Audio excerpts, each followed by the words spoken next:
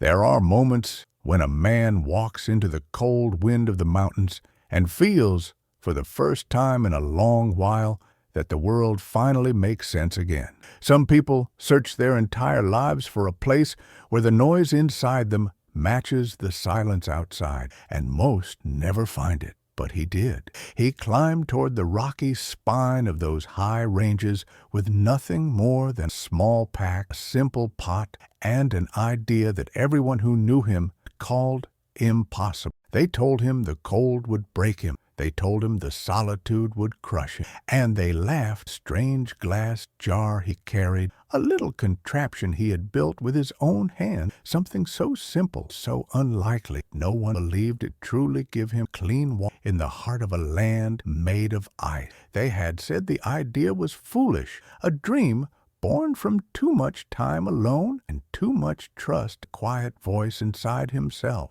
But there are men who become smaller when the world doubts them, and there are men who grow. He was the second kind. He took their disbelief like a stone placed gently in his pocket, heavy enough to remind him who he once was, but never heavy enough to slow his stride. The mountain greeted him with silent frighten, a weaker soul. He was not weak. The first breath he took up, they promised. The ground beneath him was a frozen mosaic of old storms and long-gone seasons, and the wind carried the scent of snow that had not yet fallen. It was the sort of place where a man could lose track of everything that once troubled him, not because he was running from it, but because the mountain way of stripping life down to its essential: hunger, warmth, shelter, water, each one a small universe of effort and reward. And as he stood facing the peaks, he felt a quiet certainty that this was where he belonged. The world below always felt rushed and crowded, a kind of endless fight against time. Up here, time did not fight. It simply existed, and he existed with it, resistant, without noise. He walked further until he reached a narrow ledge that overlooked a valley full of white silence. There he set down his pack, took out the little jar, and turned it in his hand. It was a modest device, nothing grand or impressive, a simple glass container with a layered system inside, crafted from materials so ordinary that anyone would dismiss it at a glance. But he knew the way ice behaved. He had watched winter for years, studied the way water froze and separated, learned how impurities could be pushed aside patient cold. While others mocked him, he refined the eye quietly. Every winter he lived through had taught him something new, not because he wanted recognition, but because he loved the truth of things, the truth of water, the truth of cold, the truth of the mountain. As he prepared his small camp, he noticed how the world around him responded without demanding anything from him. The stones did not care about his doubts. The wind did not question his choices. The mountain accepted him the same way it accepted storms and sunlight. When night fell, he placed snow inside the jar and let nature work as his silent partner. He knew that the mountain had its own rhythm, one that rewarded those who moved with calm persistence. He sat beside the jar, listening to the cracking sound of ice forming inside it, and felt the same quiet satisfaction that some men only feel at the end of a long journey. For him, it came at the beginning. By dawn, the jar held the first thin layer of ice, clear as crystal. He broke it gently, let it melt, and tasted the water, pure, clean, cold enough to sting his teeth. He closed his eyes for a moment, not in surprise, but in affirmation. It worked. It always had the potential to work. It simply needed a place like this, a place where cold was not the enemy, but the ally. As he drank that first drop, he felt something shift inside him, a small but steady certainty that he had finally stepped into the life he was meant to live. People had told him the idea could never sustain him for more than a few days. Yet, as the weeks unfolded into months, the jar continued to give him clear water without fail, using nothing but the gifts the mountain already offered freely. He would sit by the fire at night, the jar beside him, glowing faintly in the light, and think about how strange it was that the world below needed proof for everything. Down there, people talked about innovation as if it were something complicated, something that demanded machines and noise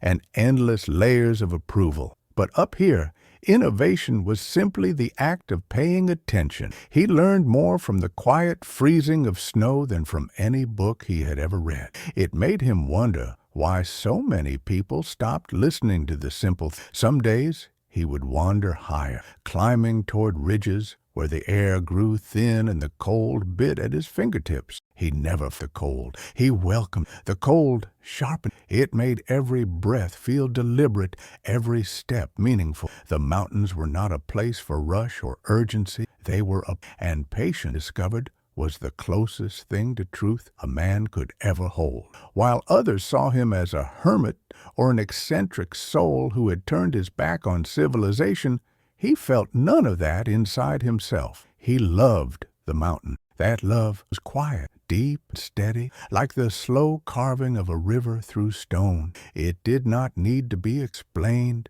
or justified. Oftentimes, as he watched the glow of the evening light reflect across the frozen ground, he would think about the people who had doubted, not with bitterness or triumph, but with a certain calm understanding. They had not seen what he saw. They had not felt what he felt. They lived in a world where value was measured by noise and speed. Up here, value was measured by silence and endurance. The jar became a symbol of that truth, a reminder that even the simplest ideas can lead to powerful results when placed in the right hands and the right environment. What surprised him most was how natural everything felt. The solitude that others feared became his comfort. The vast empty spaces that terrified travelers became his companions. The long nights brought him peace rather than loneliness. He found himself talking to the mountains sometimes, not as a man speaks to another man, but the way one speaks to an old friend, through silence, presence, and mutual respect. And as time passed, he grew more connected, not just to the place, but to himself. Each day fell a small step deeper into who he truly was. If you were to meet him on one of those quiet mornings, sitting beside a small fire with the jar beside him, full of water so clean it looked like liquid glass, you might ask him why he chose this life, why he left everything behind, why he walked away from a world so full of comfort and stayed here where everything required effort. He would smile, not out of arrogance, but out of understanding, because that question comes from a place that has not yet felt the calm he feels. He might answer softly that the mountain does not rescue anyone. It reveals them. And up here, far from the noise of expectations and doubts, he found the version of himself he had always hoped existed. The mountain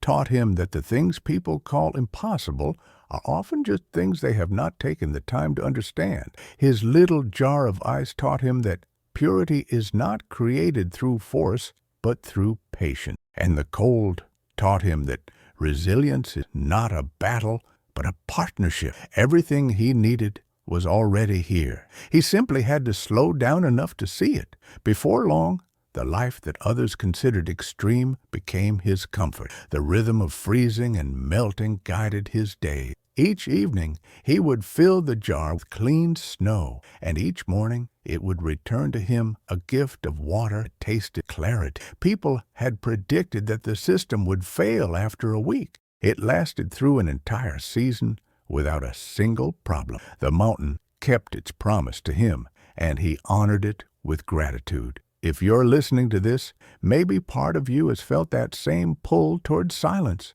toward simplicity, toward a life where things finally make sense. Maybe you carry your own version of a small idea that others dismiss. Maybe you have wondered if there is a place where you can breathe without feeling rushed, where you can think without interruption. And perhaps, in hearing this story, you feel something inside you waking up again. Tell me in the comments where you are watching this from. There are stories that begin with a man climbing a mountain, but the truth is that his story began long before his boots ever touched the frozen ground. It began in the quiet moments of a life had grown too loud. He had once lived in a place where people moved quickly, speaking more than they listened, filling the air with promises they rarely intended to keep. He had worked among them, walked the same streets, and tried to mold himself into the shape the world expected of him. But no matter how hard he tried, there was always a restlessness inside him that refused to be quiet. It sat in his chest like a small ember that never completely went out, glowing with questions he could not ignore. Why did life feel so hurried? Why did people chase things they never truly wanted? Why did he feel more exhausted after a day among crowds than after hours walking alone through forests? These questions frightened him,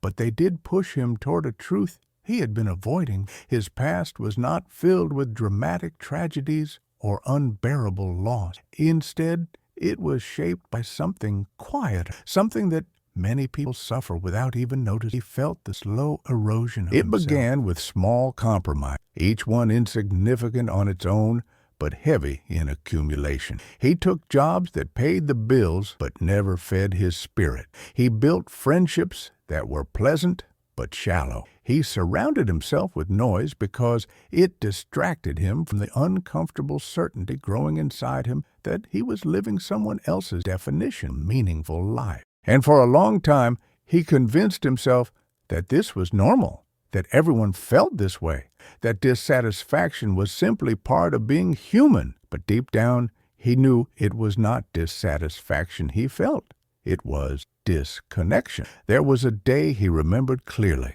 the day everything began to turn. He had gone on a short trip outside the city, a simple hike through a small stretch of woods not far from where he lived. The air was crisp, and the trees were just beginning to show signs of autumn. He remembered how the sound of leaves under his boots felt like a message written in a language he had once known but forgotten. As he walked deeper into those woods, the noise of the world behind him faded until it disappeared completely. And in that silence, he felt something shift. It was not dramatic or sudden. It was more like recognition, like the subtle relief of finding something he had not realized was lost. For the first time in years, he felt himself breathing fully, without restraint, without pressure.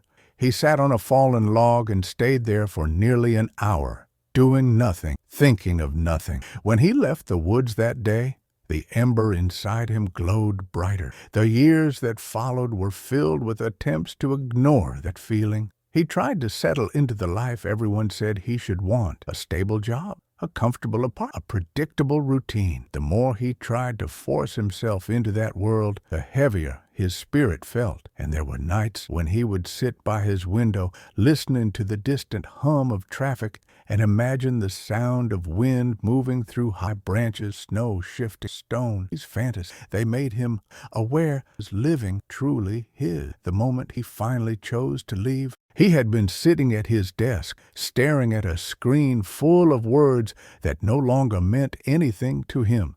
People were talking around him, their conversations blending into a blur of urgency and deadlines. And as he sat there, surrounded by noise, he realized that the silence he longed for was not absence. It was presence, a deeper presence than anything he had felt in years. That realization did not frighten, it freed him. He gathered a few belongings, cleared his small apartment, and gave away most of what he owned. He kept only what he needed, and even that felt like too much. His decision confused people. They asked him why he was leaving. They asked him what he would do, how he would survive, why he would choose a life of solitude when the world offered convenience and comfort. Some were concerned. Others were amused. A few were dismissive, but none truly understood. He did not blame them. The desire to be alone is often mistaken for loneliness, and the desire to live simply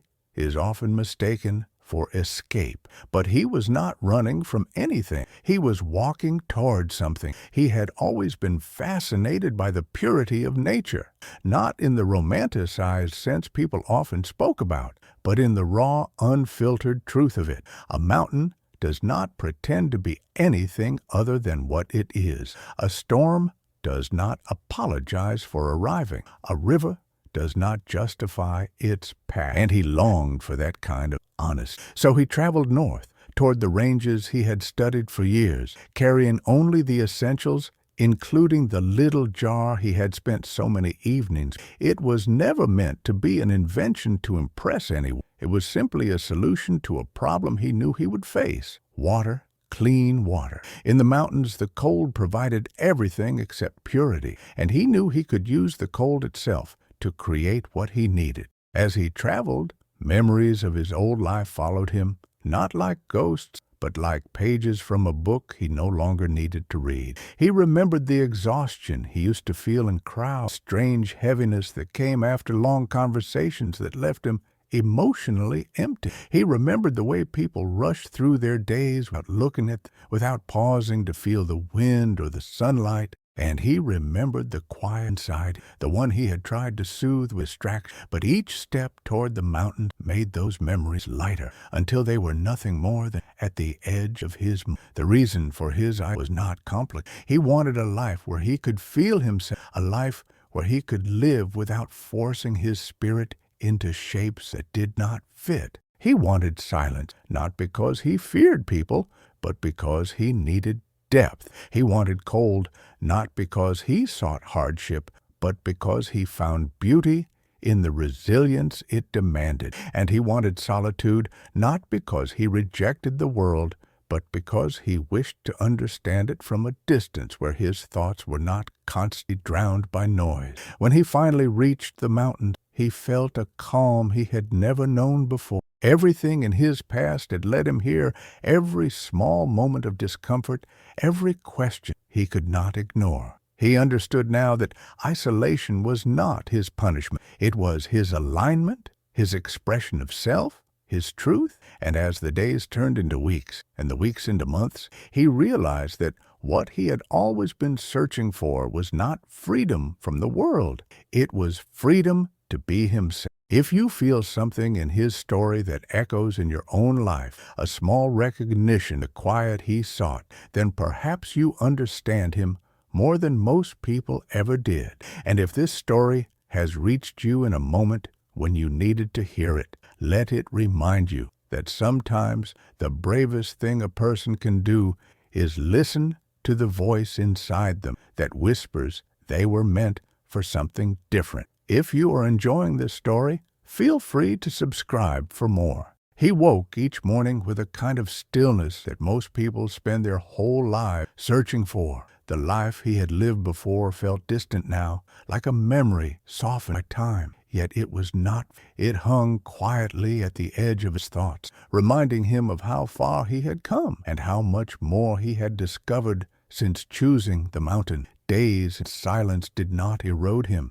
They deepened. Each sunrise rising above the ridge carried a slow unfolding of color that seemed to seep into his bones, warm in him in ways no fire ever could. The rhythm of his life had become simple, steady, almost ancient. And in that rhythm, he found the one thing he had never experienced below, a sense of belonging, not need, explanation. The silence was not empty. It was full of texture and layers, full of subtle sounds that only a patient ear could hear. The distant shift of snow sliding from a high cliff, the soft tapping of ice forming along the edges of his small water jar, the muffled thump of his boots pressing into deep powder. Even the wind had its own vocabulary. Sometimes it whispered between the rocks like a gentle reminder that he was not alone. Other times it roared with a wild force that made his shelter tremble and filled the night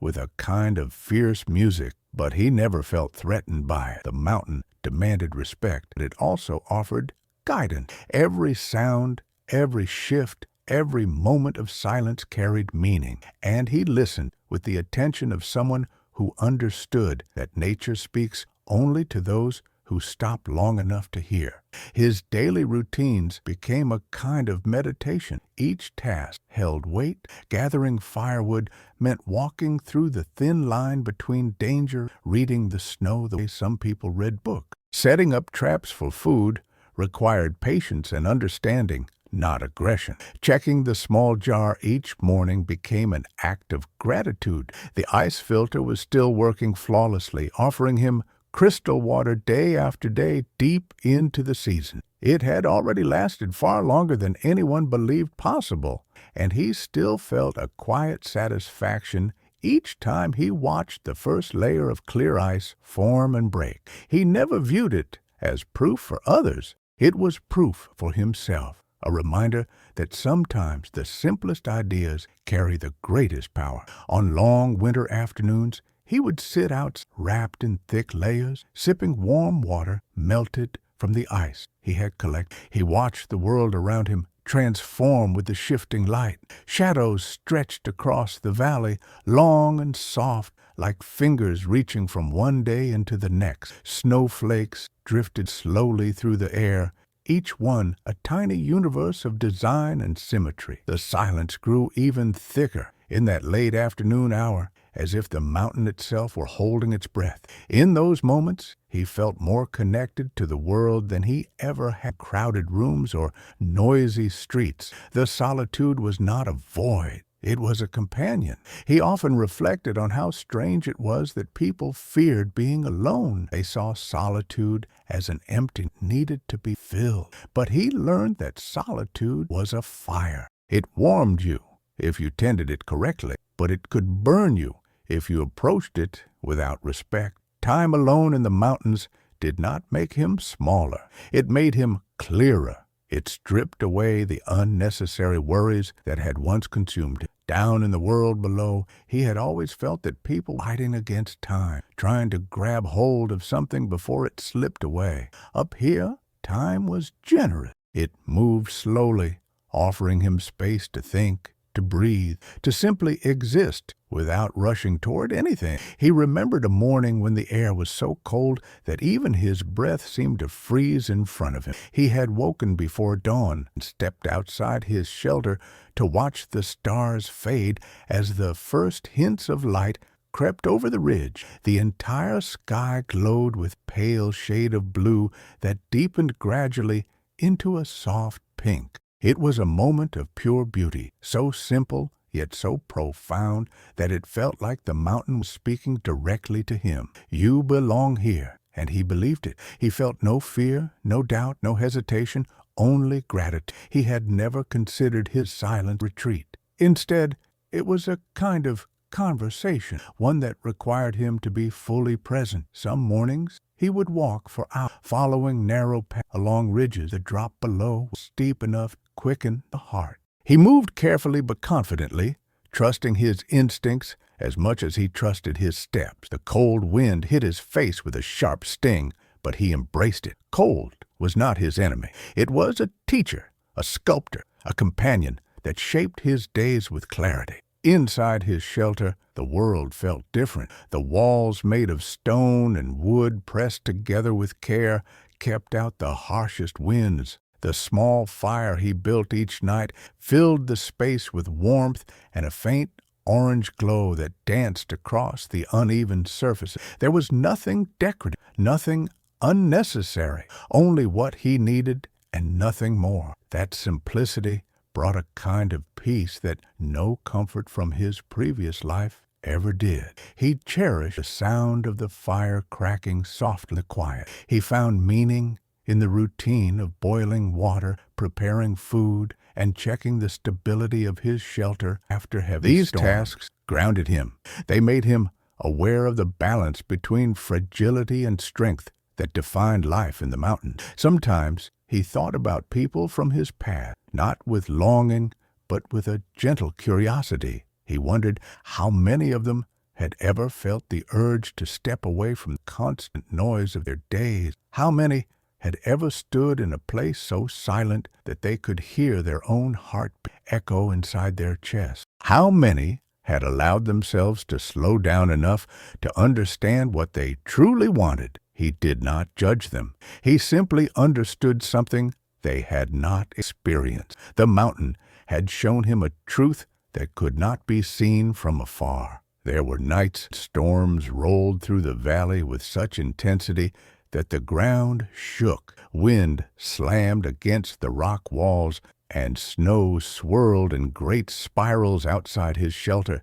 Many people would have found those nights terrifying, but he found them comforting. The storm was not chaos. It was nature speaking in a louder voice. He listened to it with calm acceptance. He felt the power of the mountain and the insignificance of human worries. The storm the silence always returned, and each time it did, he felt wiser, stronger, more certain. The third month he spent up there brought changes he had expected, but still felt deeply. The snow grew thicker, the nights grew longer, and the cold became sharper. But he adapted. His body grew stronger, his senses more attuned to the subtle signals around him. He learned to read the sky with surprising accuracy. He learned when the wind carried the scent of an approaching storm. He learned the pattern of local watching them move carefully through the land of food. He observed their resilience and took lessons in the mountain. Survival was not a battle. His ice filter continued to provide pure water without fail. The cold worked in perfect harmony with his design. Each cycle of freezing and thawing purified the water in a way that felt almost ceremonial. He found joy in its consistency, in the reliability of something so small yet so essential. It became a symbol of everything he had come to believe: simplicity, patience, trust in nature. People had mocked, but here it served him faithfully, proving that understanding was more powerful than doubt. There was a particular afternoon he remembered with clarity. The sky was heavy with cloud that hung low over the peaks, and a soft light spread across the valley, giving everything a muted glow. He sat near the entrance of his shelter, holding the jar in his hands after collecting the latest batch of melted water. He drank slowly, savoring the cold purity. As he did, he felt a wave of gratitude wash over him. Not the kind of gratitude people force themselves to feel, but a deep, natural appreciation for the simple gift of being alive in a place that asked nothing from him except presence. He understood that his life here was not easy, but it was honest. Every moment had purpose. Every breath carried meaning. He did not miss the convenience of the world below. He did not miss the noise, the expectations, the constant push toward something undefined. Here he was defined, not by others, not by achievements, not by society's measures, but by the way he listened to the world around him. And that, more than anything, brought him peace. If you feel even a small part of this silence calling to you, if something inside you stirs as you listen to his journey, it may be because there is a part of that longs for the same clarity he found. There is nothing wrong with wanting a quieter life, a life where you can hear yourself, think, and feel without interference. His story reminds you that such a life is possible, even if the path to it looks different for each person. He knew that life in the mountains was not a straight line of calm days and quiet nights. Even in the deepest stillness, there are moments when the world decides to test a man, not out of cruelty, but out of a desire to show him what he is made of. Ancient and different, eventually presented him with a challenge he had. It arrived slowly at first, like a small shift in the rhythm of his days, then suddenly, like a curtain being pulled back to reveal a truth he needed to. The challenge came during a winter night, began like any other. The air was sharp, gentle, the kind of cold that pressed against the skin with steady persistence. He had spent the afternoon gathering wood and checking his small traps, returning with a calm satisfaction to his shelter as the sky darkened. When night settled across the valley, he felt the usual sense of peace settle with it. He made a small fire, warmed his hands, and listened to the silence that followed. Yet there was something different in the air, a heaviness, stillness that felt deeper than usual. The wind had stopped completely, leaving the mountains wrapped in a quiet so absolute that even his own breathing felt loud. He noticed the pressure change first, a subtle tightening against the kind that comes before a major storm. He stepped outside, his breath forming clouds that hung motionless in the cold air.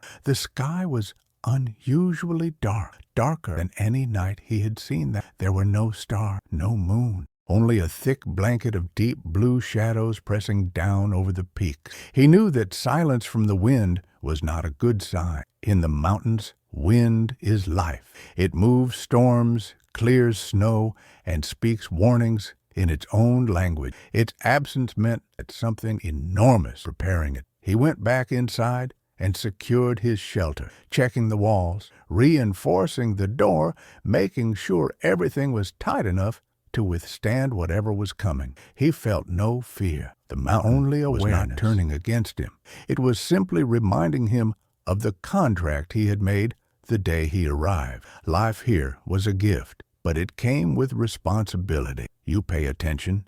You respect the signs. You prepare without panic. He had learned these lessons over the months, and tonight they guided his actions with calm clarity. It happened just past midnight. The storm did not arrive with gentle introduction. It exploded. A sudden roar of wind slammed into the mountain like a giant awakening from centuries of sleep. Snow hurled itself across the valley, carried by gusts so strong they rattled the stones of his shelter. The darkness outside thickened, becoming almost solid. He could hear the storm tearing through the world beyond his walls, a wild, relentless. Yet inside he remained steady, listening, patient, who understood not all battle fought with movement. Some are endured through presence alone. Hours past chaos. Snow piled against the entrance of his shelter, heavy enough to bend the wooden beams he had reinforced earlier. The wind moaned through cracks too small to see, creating a haunting melody. It rose and fell with. He tightened his cloak around him and sat beside, keeping it alive with careful attention. The storm was fierce, but it was also beautiful in its own It reminded him that the world was alive, that nature was a vast and powerful force that existed far beyond human concerns, and even as the storm raged, he felt no desire to be anywhere else. By dawn, the storm had not fully passed intensity. The wind no longer screamed. The snow fell in soft waves instead of violent. He stepped out, pushing against the heavy drift blocking his door. The moment he emerged from the shelter, he saw the challenge the mountain had offered. The entire landscape had changed. Snow lay in massive piles across the valley floor, reshaping the ground so dramatically that familiar paths seemed to have vanished. Branches from small trees lay broken under the weight of ice. The air was so cold it burned the inside of his nose, and his small stored wood had been completely buried under a dense blanket of white. But the real challenge was the ice. His water jar sat half-buried near the entrance of the shelter, surrounded by frozen layers so solid they looked like carved stone. The sudden temperature drop from the storm had frozen the jar entirely, including the layers he depended on to filter the water. It was not damaged, but it had become unusable until he could thaw it carefully. He crouched beside it, brushing snow away, examining the structure with calm scrutiny. This was not a failure. It was a test of patience and resourcefulness. He carried the jar inside and began the slow process of warming it. Too much heat and the glass could crack. Too little and the ice would not melt cleanly, making the next cycle of filtration irregular. He placed it near the fire, adjusting its position every few minutes to ensure even warming. Hours this way, each movement deliberate, thoughtful. He heard people in his memories scoffing at the idea of relying on such a simple device in such a harsh environment. Yet here he was, not frustrated, not anxious, only determined. He trusted the mountain, and he trusted himself. As he tended to the jar, he reflected on the deeper meaning of this moment. Life in the mountain was not meant to be comfortable. It was meant to be real. And real life includes obstacles, moments that force a man to slow down and think, to consider the consequences of his action, to act with care instead of haste. The storm had not come to punish him. It had come to teach him something. Perhaps it was reminding him of his own resilience. Perhaps it was showing him the importance of adaptability. Or perhaps it was simply a natural cycle that he happened to be part of. He did not need to know the reason. He only needed to respond. When the jar finally returned to its usable state, he felt a deep sense of not relief, but something richer. The kind of gratitude that comes from overcoming a challenge with patience rather than struggle. He walked outside again, feeling the cold air against his skin, watching snow glitter under the pale morning sun. The valley looked like a new world, untouched. He could have felt overwhelmed by the work ahead of him, clearing, recovering buried wood, resetting traps. But instead, he felt invigorated. The storm had sharpened.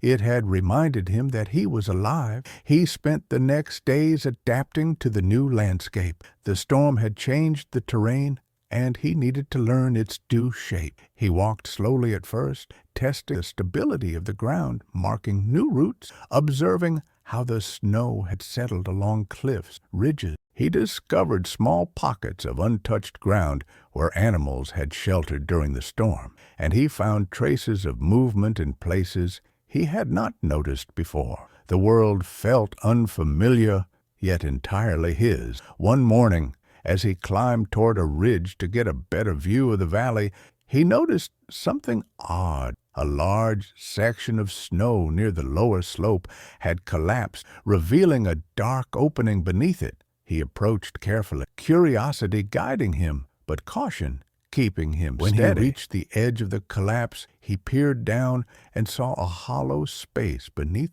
It looked natural shelter formed by layers of hidden from view until the storm reached the land. He climbed down slowly, using his hands to steady himself against the exposed rock. Inside the hollow, the air was colder still. He could see faint patterns along the ice. Thin lines shimmered like veins of, and in the center of the space, he found something unexpected. A small frozen pool, perfectly clear, untouched by debris or movement. It looked like a natural reservoir fed by underground streams reserved for cold. He knelt beside it, studying the way the ice formed in clean layers. It reminded him of the principles he had used to design his own filter. He realized that the discovery was not random. It was a gift. The storm that challenged him had also revealed something new, a secret hidden beneath the surface, a natural example of the very process he had spent years studying and imitating. He reached out and touched the ice gently, feeling its smooth surface beneath his fingertips. The mountain had shown him something rare, a glimpse into its own way of purifying. And in that moment, he understood that his journey was not just survival. It was about learning. He returned to his shelter that evening, carrying a renewed sense. The storm had taken something from him, but had given something greater, a discovery,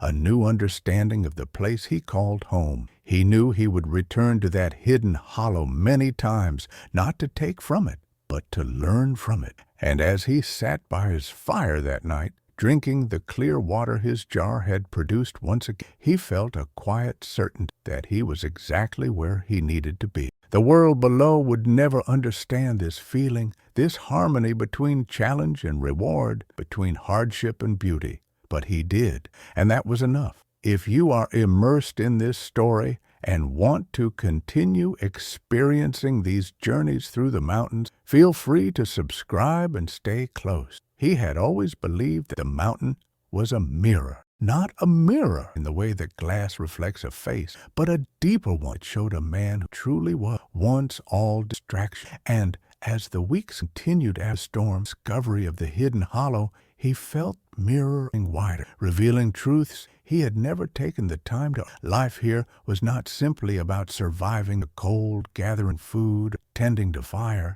It was about understanding existence. Each day brought lessons, and each lesson built upon the last until everything he once thought complex became astonishingly simple. That clarity shaped him more deeply than the wind, the ice, the solitude, but could. He spent long mornings walking through the valley, crunch of his boots against the snow becoming a familiar rhythm that soothed him. The world around him remained vast, open, yet he never felt small within it. Instead, he felt expanded, as if the silence, the endless space, allowed his thoughts to grow without hitting walls. He thought about the world below often, not with longing or resentment, but with the perspective of someone who had stepped far enough clearly. People there struggled not because inherently difficult, but because they carried burdens that were never meant to be held tight.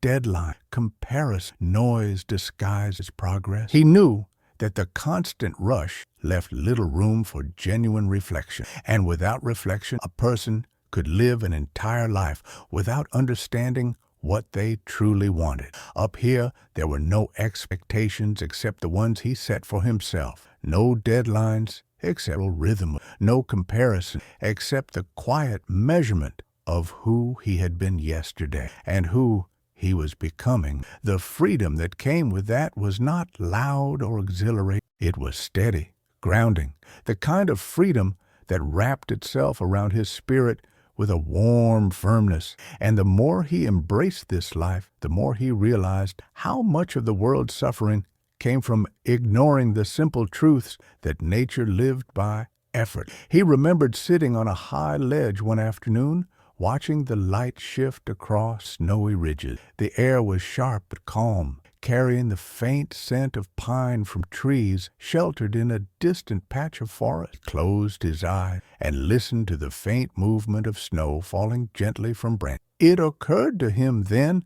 that the mountain was never in conflict with itself. It did not argue with the storms it created. It did not resent the cold. It did not envy the warmth of the valleys below.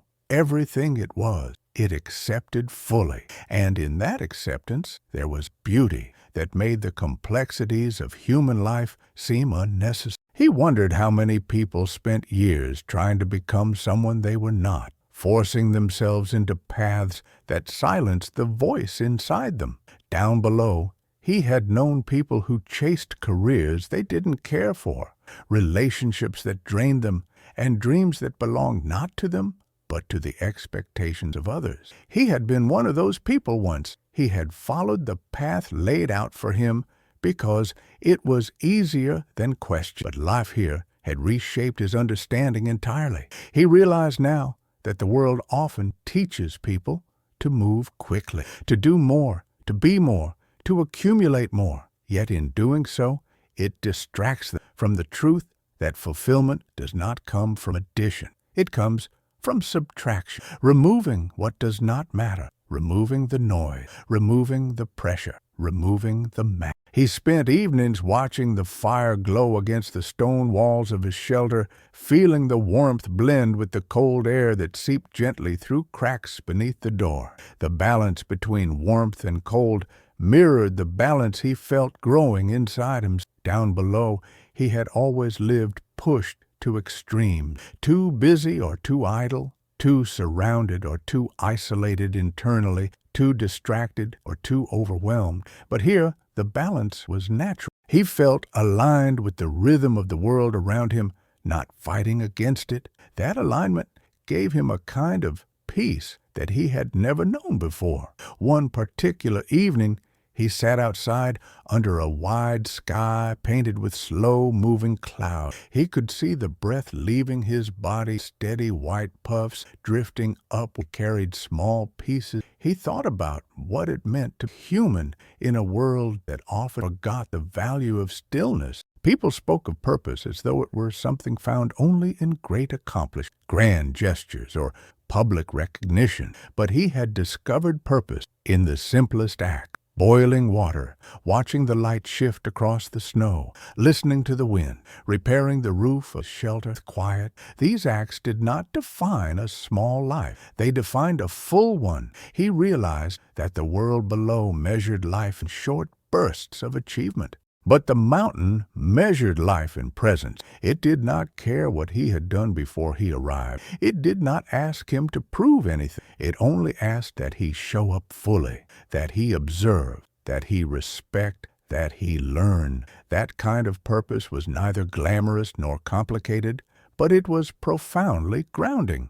And as he sat there under the quiet sky, he understood something that settled deep within him. Purpose is not found in movement. It is found in awareness. There were days when he walked along the ridges for hours, stopping occasionally to study the patterns in the snow or the shadows cast by jagged rocks. Those shadows fascinated him. They moved slowly as the sun crossed the sky, stretching and shrinking across the land. They reminded him of memory, shifting in shape over time. Memories of his old life came to him gently now, without the weight they once. He no longer felt the ache of disconnection that had once defined his day. He no longer felt the pressure to meet expectations that never aligned with who he was. Instead, he felt gratitude for those experiences because they had led him here. Without them, he might never have recognized the emptiness he had been living with. Without that emptiness, he might never have searched for more. He reflected often on the people he had left behind. He wondered if they still rushed through their days with the same urgency he once felt. He wondered if any of them had ever paused long enough to question the path they were on. He wished them peace, even if their peace looked different from his. He knew not everyone was meant for the mountain, just as not everyone was meant for the life he left behind. Each person had their own journey, their own calling, their own landscape that felt most alive. His just happened to be surrounded snow and endless. There were moments when the world below felt like a distant dream. He remembered the crowded streets, the flashing lights, the constant hum of conversation. He remembered the pressure to be productive, to stay connected, to update and be updated. It all seemed so small now, so fragile, as if it belonged to a different version of humanity.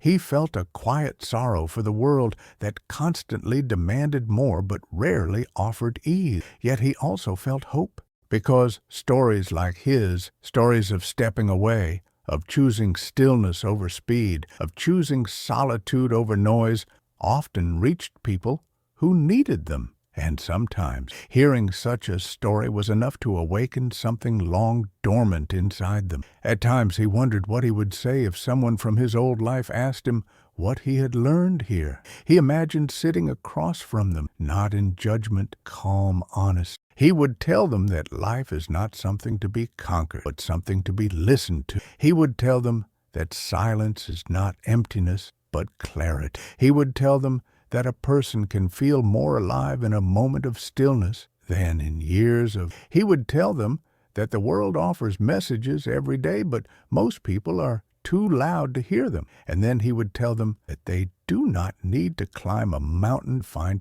They only need to make space. He often returned to the hidden hollow revealed by the storm. The ice pool inside it had become a place of reflection for him, a symbol truths hidden beneath the surface. He would sit there for long stretches of time, watching the faint shimmer of the frozen water. He studied the patterns in the ice, noticing how each layer was shaped by the temperature, the wind, the passage of time. It mirrored the layers of life itself. Each experience, each memory, each quiet moment, depth, forming a structure that held more strength than anyone could see from outside. He found comfort in knowing that nature always revealing something to those who took the time to look closely. The hollow reminded him the world held secrets not to test people, but to invite them deeper into understanding, and he accepted that invitation with gratitude. By now, he knew that he would never return to his old life,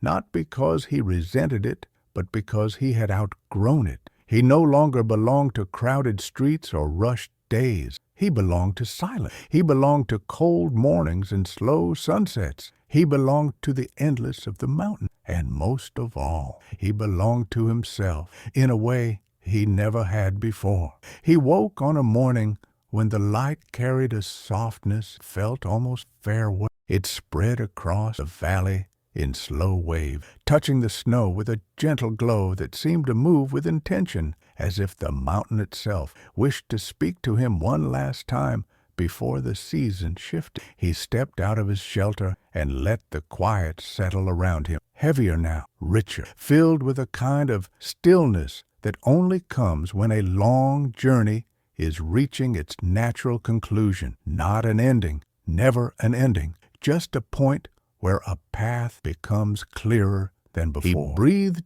deeply and felt the air settle into his chest. Cold, pure, the same air that had shaped him, stripped him, and rebuilt him in ways he had never imagined when he first climbed the slopes. He felt older now, but not in the sense of time weighing upon him. He felt older in understanding, older in patience, older in calm. The mountain had not added years to his life. It had deepened them. It had carved wisdom into his days the way wind shapes stone, slowly, persistently, and without asking for permission. He realized that every moment spent in silence had been a conversation. Every challenge had been a teaching. Every sunrise had been a reminder that life, even when stripped down to its most essential parts, is still overflowing with meaning. And as he looked across the valley, he knew that these truths would stay with him forever, embedded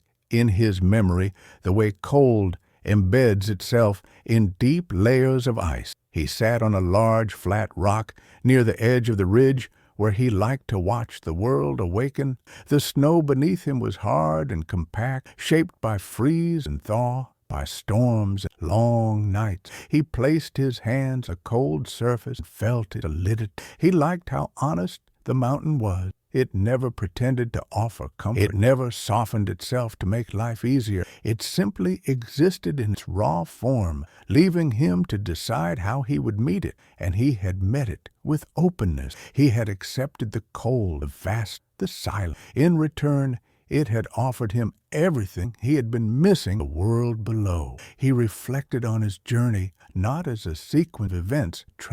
When he first arrived, he thought, but he now understood that what he had truly been seeking was a place where he could hear himself, a place where his thoughts were not echoes, but original voices that rose from the depths of his mind, a place where he could feel the full weight of his existence without being pulled in 1,000 directions. And the mountain had given him that space without hesitation. He stood and began walking along the ridge, the snow crunching beneath his boots in a slow rhythm that matched the calm inside him. Every step felt like a final understanding. He had learned that nature does not demand that a man be strong or perfect. It only asks that he be present, fully, completely, without pretense. Down below, he had spent so much time pretending to be satisfied, pretending to be busy with purpose, pretending to fit into a life that had never felt like his.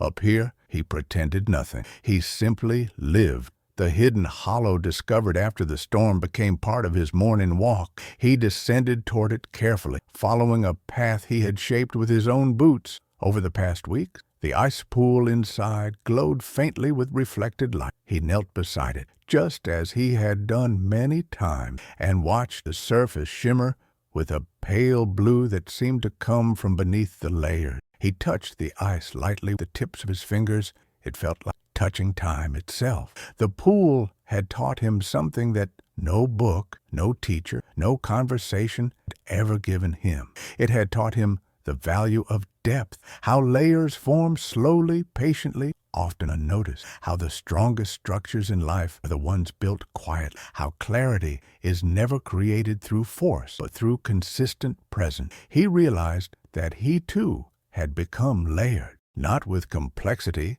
but with understanding. He had arrived carrying doubt, expectation, memories of a life that had felt incomplete. But layer by layer, the mountain had stripped those away and replaced them with something clearer, stronger, and far more honest. He no longer felt the need to be understood by others. He no longer felt the desire to justify his choices. He was anchored in himself now, not drifting through someone else's definition of meaning. As the sun rose higher, warming the top layer of snow, he walked back to his shelter to tend to the morning tasks he had come to love. He moved slowly, appreciating each moment, gathering wood, checking his food supply, filling the jar with clean snow so it would once again form it. That jar had served him faithfully through the entire season, defying every assumption, every doubt, every voice that had dismissed his idea foolish. He smiled as he held it in his hands,